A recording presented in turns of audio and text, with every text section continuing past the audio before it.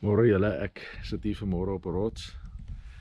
Die rots, ek het gister hier verbygery en hy het my gepraat. En toe dink ek gaan vandag bietjie rukkie hier kom sit. So ek sit so tussen twee valleie. Een aan daai kant, daar het nou net 'n springbok verbygehol en kop hier agter en nog 'n vallei aan daai kant.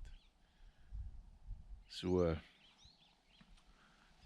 en ja, hierdie rots kan jy sien het hier geval. Ons weet nie hoe lank terug nie. Dis dalk 1000, 2000, 100 000 miljoen jaar terug, ek weet nie baie lank terug. En hy het hier geland en dis waar hy nog steeds is. En die rots is mos nou baie hard en secure en sy frekwensie is baie stadig. En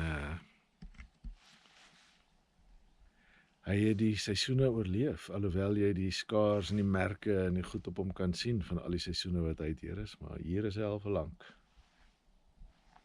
En somtyds is dit juist daai wonde en merke en skaars wat ons beauty gee, né? Wabi sabi, beauty and imperfection. Maak ons net mooier. En dit vertel 'n storie. En dit is deel van ons storie. So is deel van my storie, my skaars. En ek is dankbaar vir hulle. Elkeen het 'n storie. So, hier sit ons, ek luister na die voëls en laat toe dat die rots met my praat.